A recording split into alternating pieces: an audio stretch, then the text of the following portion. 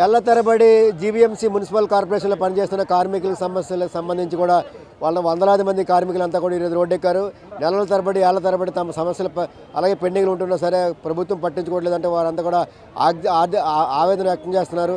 జీతాలు రాకపోక మరోవైపు సంక్షేమ పథకాలు కూడా కనీసం కూడా తమకి అందకపోవడం పట్ల కూడా పరిస్థితి చాలా దయనీయంగా ఉందంటూ కూడా వారు ఈరోజు మొత్తం వందలాది మంది కార్మికులంతా కూడా ఈరోజు జీవీఎంసీ కార్యాలయం దగ్గర వారంతా కూడా ఆందోళన వ్యక్తం చేస్తున్నారు. అమ్మ, ఏంటి మీ సమస్య ఏంటి? ఎప్పటి నుంచి మీ ఎటువంటి సమస్యలు మీకు పెండింగ్లో ఉన్నాయి? మాకైతే చాలా సంవత్సరాలు బట్టి మాకు సమస్యలు ఉన్నాయి సార్. నా పేరు బి రత్నం, నేను ఒక కార్మికురాలిని. మరి ఈ నగరాన్ని మేము శుభ్రం చేసి ఎంతో అలిసిపోతున్నాం. తెల్లవారి 5 గంటలకి లెగిసి 5:30కి మస్తరు వేసుకొని మేము ఇళ్ళల్లో ఆ చుక్క పొద్దు కాడే మేము లేచి ఆ మొండి చీపురుతోటి మేము ఊర్చుకొని అలిసిపోతున్నాం. కానీ అందులో అలిసిపోయిన వారు చనిపోతున్నారు. ఆ దత్త పోస్టులు ఇవ్వట్లేదు, చిక్కు పోస్టులు ఇవ్వడం లేదు. ఎంతమంది ఏ ప్రభుత్వం వచ్చినా ఆ ప్రభుత్వానికి న్యాయం చేయటం లేదు. కాబట్టి మేము ఇప్పుడు అడిగింది ఏంటంటే మాకు న్యాయం చెయ్యాలని. వాళ్ళు చనిపోయిన వారు పిల్లలు వాళ్ళైతే పనిలోకి వెళ్తున్నారు కానీ పర్మనెంట్ లేదు. 450 రూపాయలు ఆ జీతం ఎక్కడ చేరిపోద్ది? ఈ రోజుల్లో ఆ చదువు, బట్ట, తిండి ఎంత మరి దీని మీద ఉంది కాబట్టి ఇబ్బందిగా ఉంది. కాబట్టి వాళ్ళకి మాలాగే మరి 21 జీతం అమలు చేయాలి. అలాగే వాళ్ళకి కూడా మరి ఆప్కాస్లో చేర్చుకోవాలి.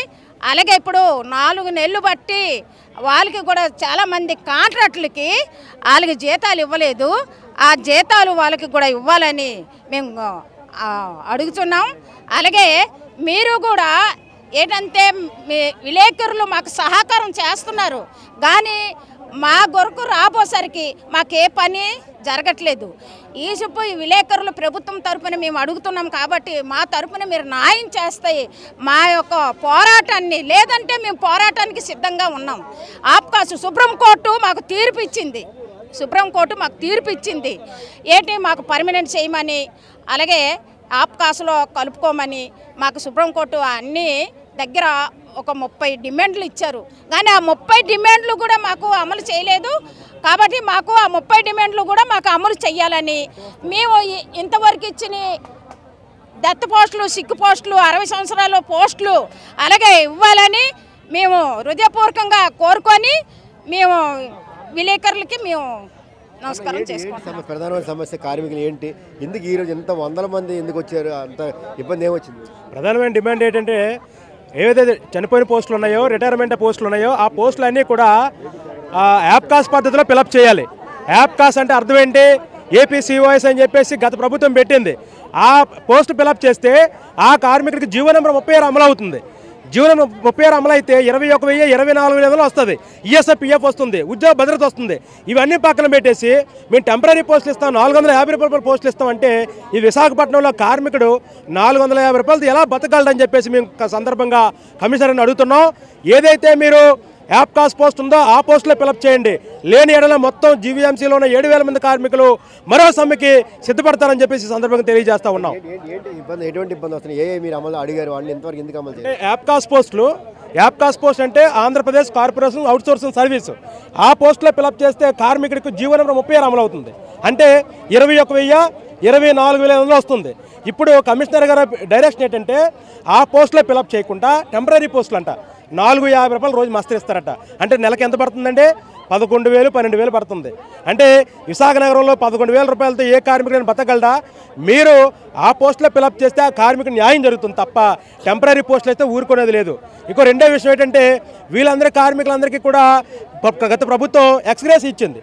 కార్మికుడు ఆరోగ్యాలు పాడైపోయి చనిపోతున్న కార్మికుడికి ఎక్స్రేస్ 2 lakhs ఇమ్మంటే ఇక్కడ జీవీఎంసీలో ఇంజనీరింగ్ సెక్షన్లో ఆ ఎస్సీ డిఈలు ఈఈలు కలిసి మేము ఎందుకు ఇవ్వాలి ఎక్స్రేస్ అని చెప్పేసి వాళ్ళ ఇళ్లలో సొమ్మె ఇస్తున్నారా? ఏమైనా డిఈ గారు, సిఈ గారు మీ ఇళ్లలో సొమ్మె ఇస్తున్నారా?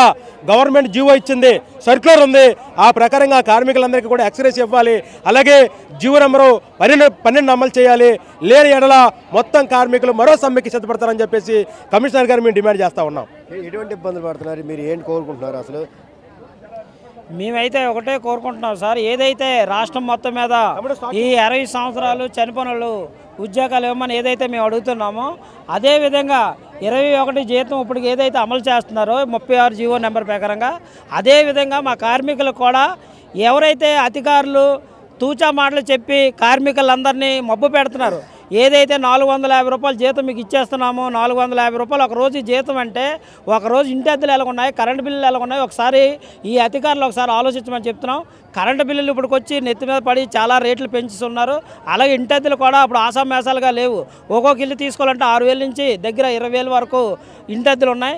ఇవన్నీ గవర్నమెంట్ విధానంగా ఆలోచించి ఏదైతే కార్మికులు ఆప్కోస్లో ఉన్నారో అదే కార్మికులకు ఆప్కోస్లో కంపల్సరీగా ఉద్యోగాలు ఇవ్వాలి. లేని పక్షంలో రాష్ట్రం మొత్తం ఏదైతే పిలిపిస్తే ఆ పిలుపు ప్రకారంగా మాకు సమ్మెకి వెళ్ళడానికి కూడా వెనకాడం అని చెప్పి ఈ సందర్భంగా తెలియజేస్తున్నాం. కమిషనర్ గారు కలిసారా, ఏమన్నారు? కమిషనర్ గారు కూడా ఏంటి అంటున్నారంటే ఇప్పుడు ప్రజెంట్ చనిపోయిన వాళ్ళు రిటైర్ అయిపోయిన పోస్టులను మేము టెంపరీగా పోస్టులు వేస్తున్నాం. అలాగే ఉద్యోగాలు ఇవ్వకుండా ఏమీ ఉండలేదు. మ్యాన్ పవర్ని మీరు తగ్గించారు అంటున్నారు కాబట్టి మేము మ్యాన్ పవర్ పెంచుతున్నాం అంటున్నారు. కానీ మ్యాన్ పవర్ తగ్గట్టుగా వాళ్ళ శాలరీలు పెంచండి, ఆప్కాస్ శాలరీస్ ఇవ్వండి. వాళ్ళకి కూడా వాళ్ళు కూడా మినిమం మా సమాన పని సమాన వేతనం ఎలాగే ఇవ్వట్లేదు. కనీసం 21,000 జీతమైనా అందరికీ అమలు చేస్తే కార్మికులు వాళ్ళ కుటుంబాలు పోషించుకోవడానికి అవకాశం ఉంటుంది. ఎందుకంటే కాయగూరల రేట్లు, నిత్యావసర వస్తువులు అన్ని రేట్లు పెరిగిపోయాయి. ఇప్పుడు 450 రూపాయలు డైలీ కూలి అంటే ఎలా బతుకుతాడు కార్మికుడు వైజాగ్లో? అందుచేత మున్సిపల్ కార్మికులను కోరుకునేది ఒకటే, వాళ్ళందరికీ కూడా ఆప్కాస్లో కలిపాలి, 21,000 జీతం ఇవ్వాలి. అవసరమైతే పర్మనెంట్ చేయమని కూడా మేము చేస్తాం. రాష్ట్ర కమిటీ పిలుపు మేరకు మీరు రాష్ట్ర వ్యాప్తంగా కూడా సమ్మెలోకి వెళ్ళడానికి సిద్ధంగా ఉన్నాం. మా సమస్యల పరిష్కారం అవ్వకపోతే ఇదే మీ డిమాండ్స్.